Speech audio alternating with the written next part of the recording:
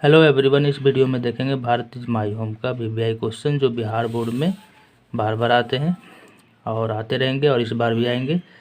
तो चलिए जो जो अब सब्जेक्टिव क्वेश्चन 2-2 नंबर के आएंगे बिहार बोर्ड में वो मैं आपको करा देता हूं और उसका आंसर भी समझ लेते हैं हम लोग। व्हाट इज पहला क्वेश्चन है, what did doctor Radhakrishnan bring to the presidency. यहाँ पे जो ये क्वेश्चन है इसका मतलब समझ लेते हैं हम लोग। क्या डॉक्टर राधाकृष्णन ने राष्ट्रपति पद के लिए लाया, यानी राष्ट्रपति पद के लिए उन्होंने क्या लाया, क्योंकि वो भी राष्ट्रपति बने थे, दूसरा राष्ट्रपति भारत के। तो इनका क्या विचार रहा इस पद पे, यहाँ पर बताए हैं डॉक्टर जाकिर हुसैन ने इनके बारे में।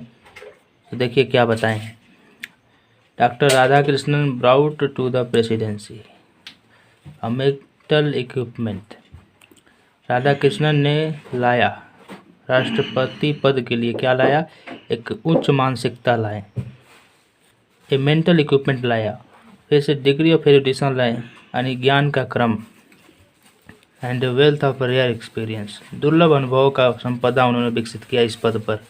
यानी हमें राष्ट्रपति जो पद है उस पर हमारी उच्च मानसिकता होनी चाहिए।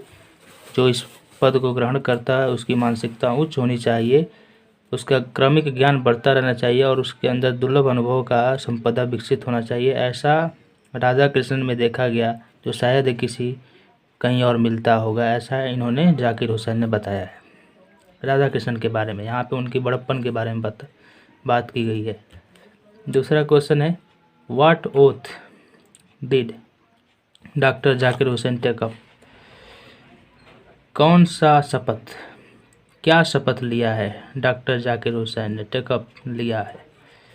तो डॉक्टर जाकिर हुसैन ने took the oath of loyalty to the constitution of India. Doctor Zakir Hussain ने शपथ लिया है लॉयल्टी का, मतलब निष्ठावान होने का भारत के संविधान के प्रति, कॉन्स्टिट्यूशन ऑफ इंडिया, भारत के संविधान के प्रति लॉयल होने का इन्होंने शपथ लिया है। ये भाषण के दौरान जाकिर हुसैन ने बताया है। फिर अगला क्वेश्चन है, what is the business of education.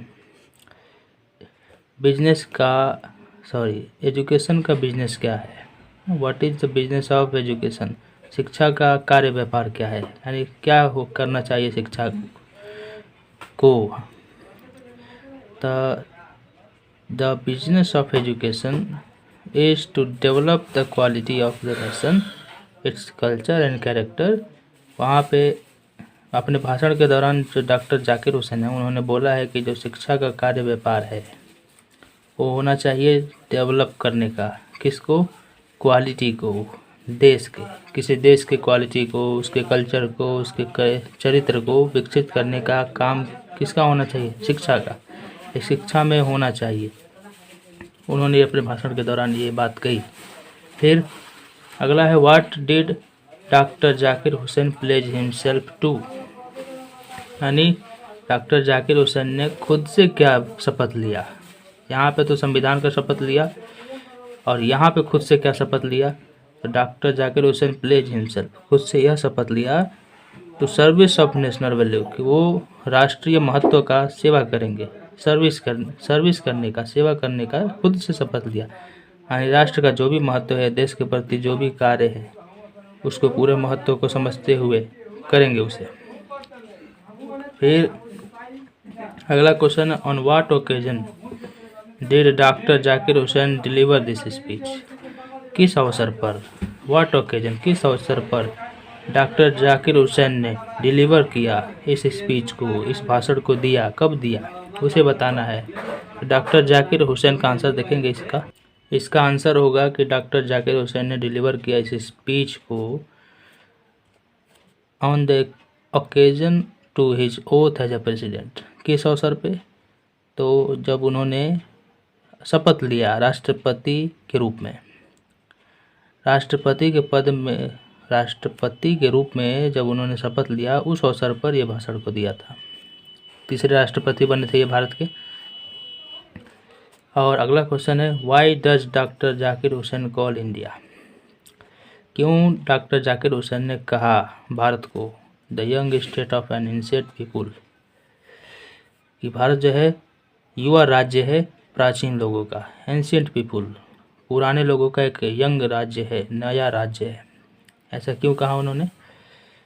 तो डॉक्टर जाकिर हुसैन ने कहा इंडिया को the young state of N ancient people. क्यों? क्योंकि the ancient people tirelessly maintain the unity in diversity. जो प्राचीन हमारे देश के पुराने लोग थे, उन्होंने बिना थके, टायरलेसली, बिना थके मेंटेन किया, बैलेंस किया हमारे एकता को, भारत की एकता को, इतनी विविधता में भी, डिवर्सिटी में भी। मतलब हमारे देश में कई सारे जाति हैं, अलग अलग वर्ग हैं, मतभेद सभी में, इतना मतभेद होते हुए भी इस देश के मत को एक करके, यहाँ पे कई धर्म के लोग हैं, कई जाति के लोग हैं, फिर भी इनको एक करके भारत को आज़ाद कराया। इसीलिए उन्होंने कहा the young state of N ancient people. फिर डेवलप रिच कल्चरल हेरिटेज, एक उच्च सांस्कृतिक विरासत को विकसित किया यहाँ पे, जो आज भी पूरे दुनिया में फेमस है हमारा भारतीय संस्कृति। तो ये सारे 6 क्वेश्चन थे VVI, जो एकदम आएंगे आपके एग्ज़ाम में। इसको आप कंप्लीट कर लीजिए किसी तरीके से। अब अगले वीडियो में अगले समरी और अगले क्वेश्चन के साथ मिलेंगे।